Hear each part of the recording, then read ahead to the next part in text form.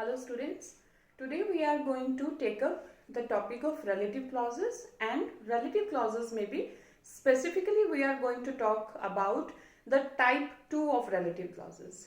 Type 2 relative clauses we have already taken up in the last video, and type 2 relative clauses are those relative clauses which gives us extra information. These are also called as extra information clauses.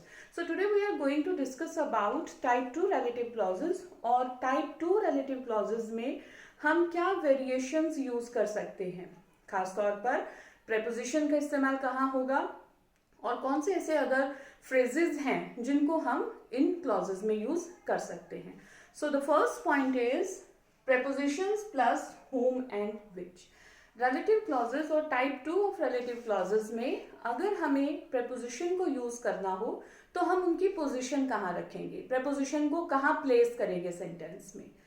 अगर उस relative clause में, type 2 relative clause में we are using whom और which, whom या which का use हुआ है, तो whom या which जो है उनसे तुरंत पहले प्रेपोजिशन को लगाया जाएगा. Preposition will be placed before whom और which. For example, fortunately we had a good map without which we would have got lost.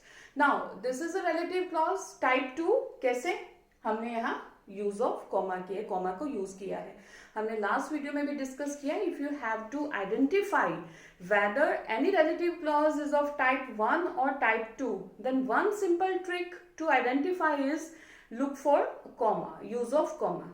अगर किसी relative clause में कॉमा का यूज किया गया है तो डेफिनेटली वो टाइप 2 रिलेटिव क्लॉजेस है, और अगर कॉमा का यूज नहीं हुआ है तो वो टाइप 1 है. So we have used a comma here, so we are going to talk about type 2 relative clauses in this sentence.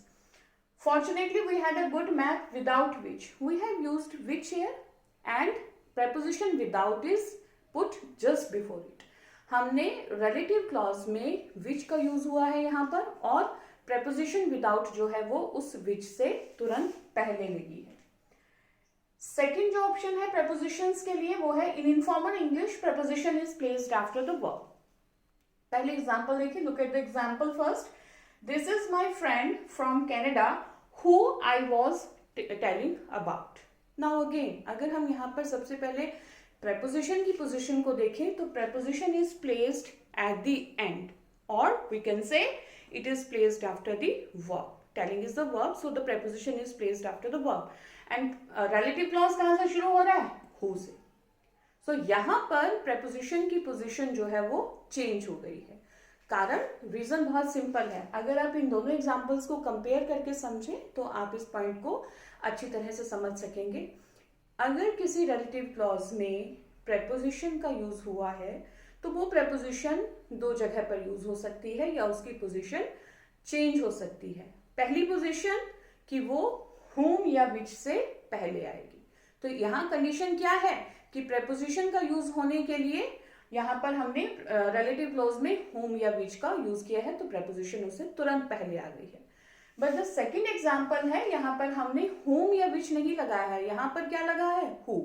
तो जहां भी who का यूज होगा तो वहां preposition की पोजीशन जो है वो चेंज होकर verb के बाद चली जाएगी. So this is the point to understand here and to remember here कि relative clauses में prepositions जो है वो दो अलग अलग जगह पर यूज हो सकती है. Then the third rule is all of, most of, etc. with which or whom. Look at the example first. Helen has 3 brothers, all of whom are married.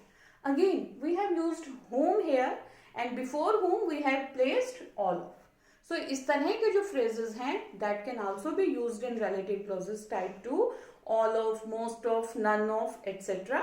इस तरह के जो phrases हैं उनको हम यूज कर सकते हैं relative clauses में, और उनकी पोजीशन क्या रहेगी? पोजीशन रहेगी whom या which से पहले. Then look at this last point, last example. Joe got the job which surprised everybody. Now, in the last videos we have discussed that कहीं भी किसी भी सेंटेंस में, चाहे वो relative clause हो या in general भी, who जो है that is used for people, whom is also used for people, which is used for things. ये हमने क्लियर डिस्टिंक्शन जो है वो, डिफरेंस जो है वो समझा है।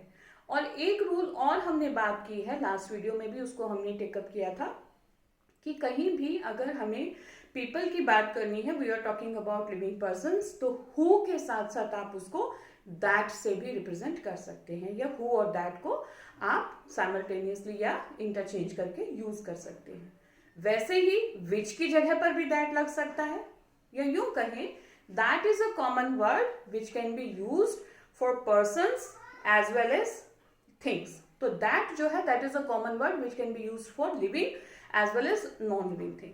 अगर अगेन अब यहाँ पर अगर हम उसी रूल को समझें, जितने भी हमने यहाँ एग्जाम्पल्स देखे हैं, हमने विच लगाया, which means things, so we are talking about map, हम मैप की बात कर रहे हैं। Who is use for friend, person के लिए यूज हुआ है। होम पर्सन के लिए यूज हुआ है, ब्रदर्स के लिए यूज हुआ है। विच जॉब के लिए यूज हुआ है। तो आई थिंक ये आपको यहाँ कंसेप्ट जो है लिविंग और नॉन लिविंग वाला क्लियर होगा। But the last point which we are discussing is relative clauses में हम विच का इस्तेमाल करते हैं कई बार, तो विच को हम दैट से रिप्लेस नहीं कर सकते, या यूं कहें that can not be used in place of which in type 2 of relative clauses. यहाँ पर आपको किसी भी थिंग के लिए विच ही लगाना पड़ेगा, आप उसको दैट से चेंज नहीं कर सकते। ये चीज आपको यहाँ ध्यान रखनी है। तो अगर एक क्विक रिवीजन मैं आपको आज के टॉपिक की कराऊं, तो हमने जो बातें डिस्कस की, पहला हमने प्रेपोजिशन की पोजीशंस की बात की। प्रेपोजिशंस दो जगह पर यूज हो सकती हैं रिलेटिव क्लॉज में। फर्स्ट, पहली जगह क्या होगी, बिफोर होम या विच।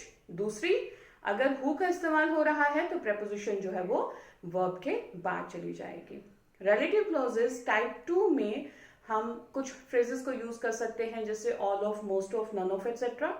और रिलेटिव क्लॉजेस टाइप 2 में हम थिंग्स के लिए विच को ही यूज करेंगे, उसकी जगह दैट को यूज नहीं करेंगे। So these are the 3-4 points which we have discussed in today's video. I hope आज का वीडियो आपको अच्छा भी लगा होगा और समझ भी आई होगा आपको concept. Thank you so much.